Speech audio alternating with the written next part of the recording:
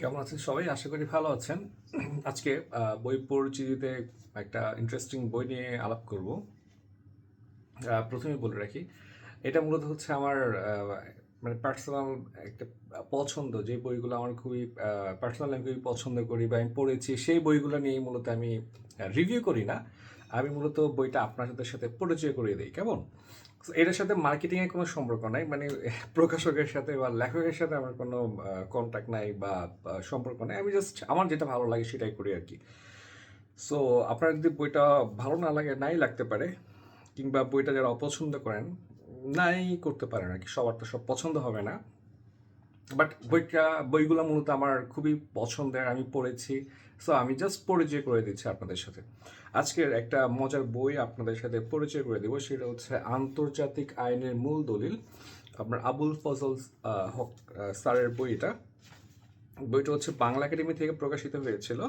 আমি একটু আগের এডিশন পেয়েছিলাম আর কি, সেটা কিনেছি। মূলত অনলাইনে কিনি আমি। আমার যে লোকেশন সেখানে যে ফিজিক্যাল শপগুলো আছে সেখানে ছিল না। তো বইটা হচ্ছে আপনার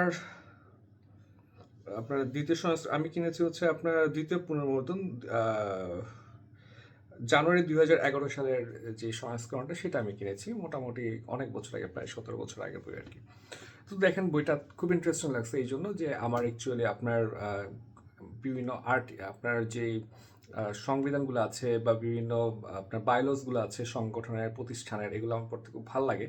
তো আমি অ্যাকচুয়ালি হচ্ছে এগুলা আপনার একটা সময়, এখন তো আপনার এআই চলে আসছে, বাট আমি আসলে মানে এআই এর খুব একটা বেশি ফ্যান না। এআই ইউজ করতে হবে আপনাকে, এটাকে খুব ভালো একটা টুল হিসেবে ইউজ করতে হবে, বাট আমি আসলে ট্রেডিশনাল বই পড়তে পছন্দ করি আর কি।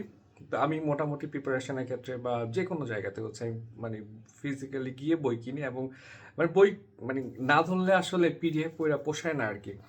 সো ওই পড়তে পড়তে হচ্ছে বইটার একটা খোঁজ পাই, সেখানে হচ্ছে আপনার মোটামুটি অনেক কিছু আছে বইটা। দেখেন, জাতিসংঘের সনদ আছে, তারপর আইএলওর সংবিধান, আফ্রিকান ইউনিয়ন ওটা আপনার হচ্ছে সনদ আছে, আন্তর্জাতিক আদালতের সংবিধি আছে, আন্তর্জাতিক আইন কমিশনের সংবিধি এবং সমুদ্র আইন সংক্রান্ত কনভেনশন ইত্যাদি ব্যাপার হচ্ছে এখানে চলে আসছে আর কি। তো এখানে মূলত হচ্ছে লেখক এগুলাকে আপনার অনুবাদ করেন, নিজে অনুবাদ করেন এবং হচ্ছে গ্রন্থের সন্নিবেশিত করেন আর কি। ঠিক আছে? এটা অনেক জায়গাতে আপনার ইউনিভার্সিটিতে হচ্ছে আপনার বেসিক বই বা টেক্সট বই হিসেবে ইউজ করে। আর যদিও হচ্ছে আমাদের আপনারা যারা জব প্রিপারেশন নেবেন তাদেরকে এটা পড়তে হবে এমন না। এটা মূলত মানে এগুলো আসলে জানার জন্য, বুঝছেন? আপনি যদি জানতে চান আপনি পড়বেন, আপনি জানতে না চাইলে না পড়বেন। এগুলো আসলে মানে একদম পড়তেই হবে এই টাইপের কোনো বই না, বাট এটা হচ্ছে নাইস টু নো টাইপের বই আর কি। কেমন?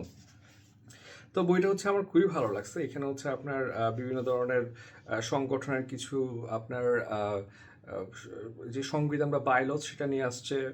এর পাশাপাশি 4টা সংগঠনের নিয়ে আসছে মূলত, যেটা হচ্ছে আপনার জাতিসংঘ, তারপরে হচ্ছে নিরাপত্তা পরিষদের ভোটদান, আন্তর্জাতিক শ্রম সংস্থার সংবিধান এবং আপনার আফ্রিকান ইউনিয়ন। কেমন?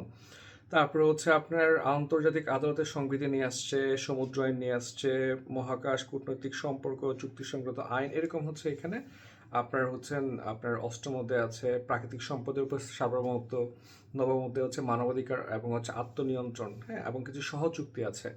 বইটা আমার খুবই ভালো লাগছে। আপনারা বইটা অ্যাকচুয়ালি খরচ কম, যেহেতু বইটা একটু আগের, আর বাংলা একাডেমির আসলে আগের বইয়ের দাম একটু কম ছিল, বর্তমানে বইয়ের দাম অনেক বাড়ছে।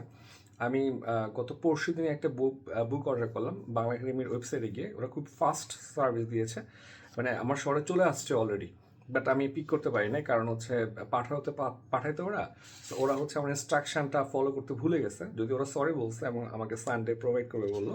সো এটা সম্বন্ধে আমি 160 মতো পড়েছিল আর কি, অনলাইনে কিনেছিলাম। বইটা আপনারা দেখতে পারেন, আমার মনে হয় পড়ে ভালো লাগবে। ধন্যবাদ সবাইকে।